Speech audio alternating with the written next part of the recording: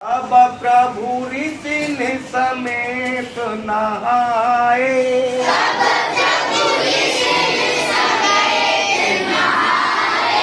विविधि दान बहु दे बन पाए।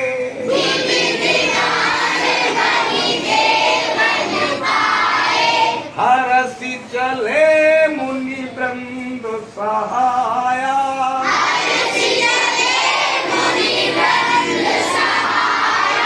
बेगी विदेह नगर नियराया।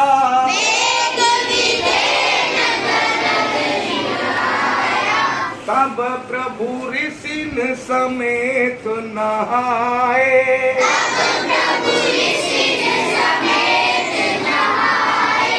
विविधि दान मही दे बन पाए।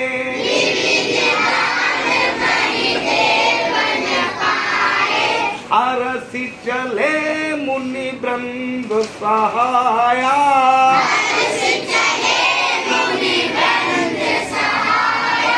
बेगी विदेह नगर नियराया।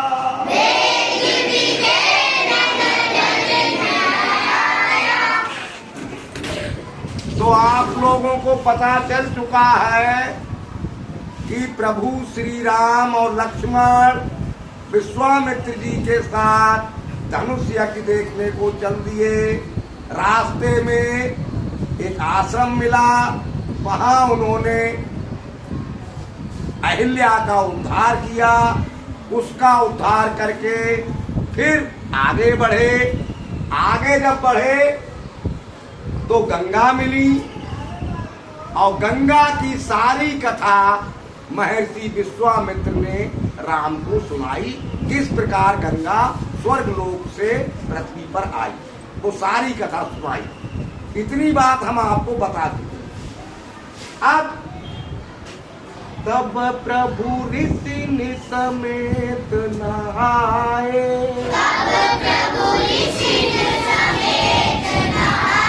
गंगा के पृथ्वी पर आने की कथा सुनकर राम लक्ष्मण और जो ऋषि मुनि उनके साथ थे, विश्वामित्र एक मुनि थे, उनके साथ और भी ऋषि रहते थे, सभी लोग जा रहे थे धनुष यज्ञ। तो सभी लोग गंगा में नहाए। गंगा में सभी ने स्नान किया। विविधि दान मही दे बन पाए,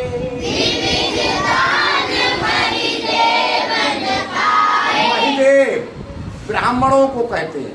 गंगा के किनारे कुछ ब्राह्मण बैठे हुए होते हैं, वहां जो स्नान करते हैं वो उनको दान देते हैं। तो कई तरीके के दान राम ने वहां बैठे हुए ब्राह्मणों को दिए। ब्राह्मणों ने कई तरह के दान प्राप्त किए, वस्त्र, अन्न, पैसे, फल, मिठाइयां आदि दान में उन्होंने दी कई चीजें। हरसि चले मुनि वृंद सहाया,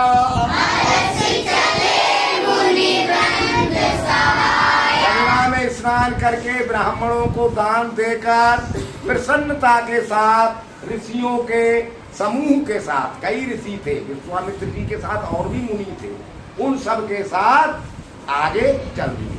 गंगा स्नान करके फिर जनकपुर की ओर चल दिए। बेगी विदेह नगर नियराया,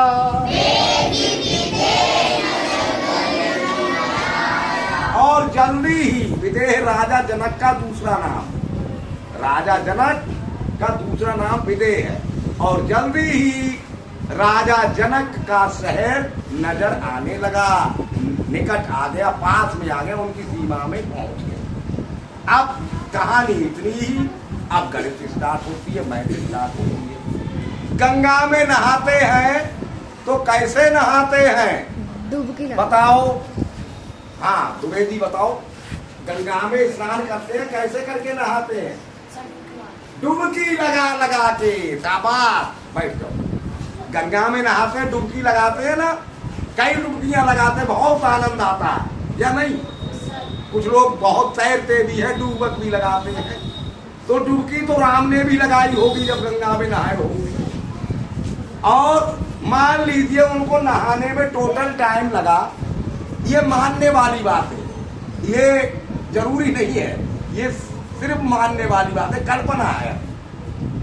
मान लीजिए उनको टाइम लगा नहाने में कुल a square plus 10a plus 60 unit का, और अब कितनी डुबकी लगाई होंगी इतने टाइम में? दो संभावनाएं बन सकती हैं भाई, कितनी डुबकी लगाई होंगी इतने टाइम में, और एक डुबकी में कितना टाइम लगा होगा। तो दोनों की मल्टीप्लाई करके ये आंसर आया। नहीं समझ रहे हो आप? मतलब कितनी डुबकी लगाई होंगी और एक डुबकी में कितना टाइम लगा होगा, उनकी मल्टीप्लाई करके टोटल टाइम आया। तो वो दो नंबर कौन से हैं कि एक नंबर तो डुबकी वाला होगा और एक नंबर एक डुबकी में टाइम वाला होगा, चाहे कोई सा भी हो, वो दो नंबर आपको ढूंढने। अब वो हो चाहे किसी का भी सकता है, तो ये दो नंबर ढूंढने के लिए हमें वो दो फैक्टर्स निकालने पड़ेंगे। फार्मूले तो हम आपको बता चुके हैं, अब ये विदाउट फार्मूले का है। इसे समझोगे, कोशिश करोगे, समझाते जाएंगे और करते जाओगे, नंबर लगेगा ठाकुर साहब। सवाल अब हम लिख दे रहे हैं, फैक्टर्स निकालने।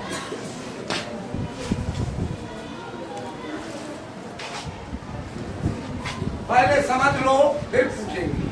हमने आप लोगों को बताया कि a square plus 2ab plus b square बराबर a प्लस b का होल स्क्वायर। ये फार्मूला तब लगता है जब पहली टर्म और दूसरी टर्म के स्क्वायर रूट का प्रोडक्ट यानी मल्टीप्लाई करके उसका दुगना हो जाए। ये नंबर सेकंड नंबर, तो ये 4 जा 16, इसका तो स्क्वायर रूट 4 हो गया, इसका 1 हो गया, 4 बन जा 4, 4 2 जा 8, पर यहाँ पर 8 नहीं आ रहा, 10 नहीं आ रहा। जब 8 नहीं आ रहा तो उस फार्मूले से हो नहीं पाएगा, समझ गए? अब हमें कुछ और उपाय करना पड़ेगा। वो उपाय ये है कि हम तीसरा नंबर देखते हैं और दूसरा नंबर देखते हैं। इस नंबर की मल्टीप्लाई करके, मतलब ये नंबर दो नंबर की मल्टीप्लाई करके आना चाहिए, और वो दो नंबर ऐसे होने चाहिए कि उनको जोड़े तो ये नंबर आना चाहिए। नंबर वही रहे, मल्टीप्लाई करके 16 आए और प्लस करके 10 आए। क्या आप ऐसे दो नंबर बता सकते हैं भाई साहब? सर बताइए जी। 8 × 2 8 × 2 शाबाश, सही है ये नंबर। 8 × 2 बराबर 16 हो गया। अब 8 + 2 बराबर 10, यानी ये नंबर है 8 और 2, जिनकी मल्टीप्लाई करके 16 आ जाएगा और जिनको प्लस करके 10 आ जाएगा। तो यही नंबर लिखते हैं। बताइए भाई अब कैसे लिखा जाएगा? अभिजीत से a square plus 8a plus 2a, शाबाश, गुड बॉय, यही नंबर आ गए। नेक्स्ट, तब पहले समझ लो। अब हम इनको दोनों टर्म के डिवाइड, अब पहली टर्म में हम कॉमन देखेंगे। पहली टर्म में क्या कॉमन है? a कॉमन है, a कॉमन ले लिया, a बचेगा, डिवाइड करेंगे तो, और क्या बचेगा? 1 बचेगा, शाबाश। अगला नंबर 2a + 16 में क्या कॉमन है? सर जी 2, शाबाश। अब 2 से 2a + 16 को डिवाइड करेंगे तो क्या बचेगा? सर जी 2 से 2a को डिवाइड करेंगे तो 2 कट जाएगा, a बचेगा। a बचेगा। सर जी 2 से 16 को डिवाइड करेंगे तो 8 आएगा। 2 8 का 8 आएगा, शाबाश, गुड बॉय। अगला नंबर a ब्रैकेट a + 8 में और प्लस 2a + 8 दोनों में क्या कॉमन है? 8। अगला नंबर 2a + 8 2a + 8 क्या कॉमन है? a + 8 कॉमन, a + 8 कॉमन ले लिया। अब क्या बचा? a + 8 से डिवाइड किया तो कट गया, a बचा। और इधर +2 बचा। तो ध्यान से समझ लें, अब टोटल डिप्थ a+8 हो सकती है या टोटल डिप्थ a+2 हो सकती है। मान लीजिए टोटल डिप्थ है a+8, तो एक डिप में कितना टाइम लगा, तो एक डिप में लगेगा a+2। समझ गए या नहीं? और अगर टोटल डिप्थ a+2 है तो एक डिप में a+8 टाइम लगेगा। नंबर यही है, तो चाहे कोई से भी किसी में लग जाएगा। समझ गए? तो तब प्रभु ऋषि समेत नहाए,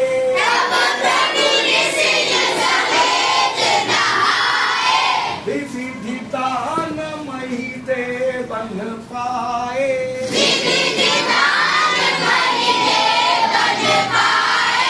हरसि चले मुनि वृंद सहाय।